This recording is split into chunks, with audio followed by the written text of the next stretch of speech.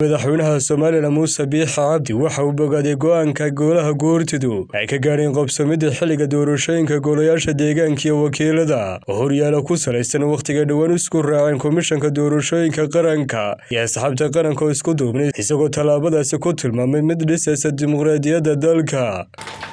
in dhammaan eedow dhan la saaran siyaasiyiinta gaar ahaan xisbiyadii siyaasiyiintu inay u midoobeen horumarinta qaranka iyo nabadda oo ay ka saareen wax alliyo wixii xanaf iyo duurduur iyo hadal qaloocan ahaa siyaasadda oo maanta 10 bilood oo u dambeeyay gaar ahaan iyaga oo midaysan ay danta qaranka meel soo jeedeen oo hal daqiiqo laga maqal ina waa ilaahay mahadi waxaanu ku bogaadinaynaa gaar ahaan xisbiyada mucaaradka iyo dadweynaha taageera inay u arkeen mucaaradnimada inay noqoto dal dhis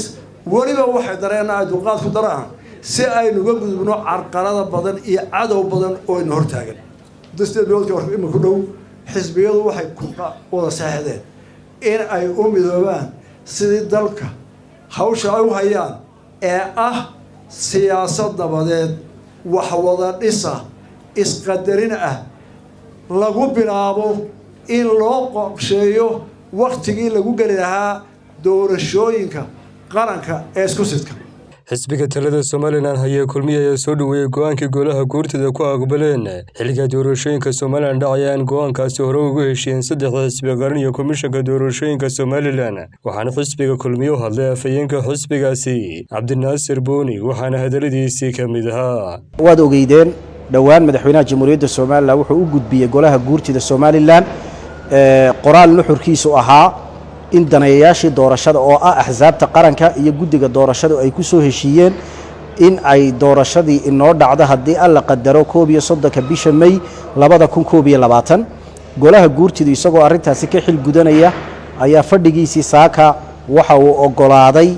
in ay doorashadii inoo dhacdo maalinta ay doorashadaasi inoo dhacdana bil kadib ay noqoto muddaxileedkii golaha wakiilada jamhuuriyadda Soomaaliland sida qaanuunku dhigayana waxa weey bishaasi waa bishii kala wareega ee golaha baxaya iyo golaha soo galaya ay xilka la kala wareegayeen marka waxaan leenahay xisbi ahaan golaha guurtida Soomaaliland oo arintaasi ka xil gutay qadariyay heshiiskii axsaabta qaranka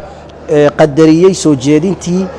waxa way guddiga doorashooyinka qaranka inaanu xisbi ahaana annaguna tahniyadayno shacbiga reer Soomaaliland ay sida ugu diyaar galoobeen doorashadana waan ku tahniyadaynaa geesta kala gudoomiyaha xisbiga mucaaradka wadani Dr. Cabdiraxmaan Cabdilaahi Ciro ayaa qoraal dheer ku daabacay bartiisa Facebook waxa ku bogaadiyay go'aankii golaha guurtida Soomaaliland isku waafajiyeen waqtiga komishanka doorashooyinka oo cayimay doorashada iyo muddo kordhinta ay u sameeyeen golayaasha wakiilada iyo deegaanka qoraalkana Dr. Cabdiraxmaan Cabdilaahi Ciro ku qoray bartiisa Facebook ayaa u dhignaa sidan waxaan bogaadinay golaha guurtida waajibka sharci guteen maanta maadaama isku waafajiyeen muddaxileedka golaha wakiilada iyo soo jeedinta asxaabta qaranka iyo komishanka doorashooyinka iyo madaxweynaha ee cayimada doorashada arrintan waxay soo afjaraysaa ismaarwaa siyaasadda iyo kala aragti duwanaanshaha ray iyo muddo soo jeetamaysay dalkeena Soomaaliland waxa uu dhaqaaqay cagta saaray jidkii doorashada muddo dheer oo doorasho isku sidkan oo taariikhda markay koowaad doorashadani fursad weyn ayay siinaysaa da'yar badan oo hamuun qabta in maran wax doortaan iyagana loo doorto doorashadani fursad weyn ayay siinaysaa haweenkan soo galaya golayaasha qaranka doorashadani fursad weyn ayay siinaysaa inay helaan bilaha matalaada sharciga ugu dambeyn waxa dhalay xikmadihii lagu majaran jiray jamhuuriyadda Soomaaliland ee ahayd isku tanaasul wada hadal iyo safgarad iyo wax walba lagu dhameeyo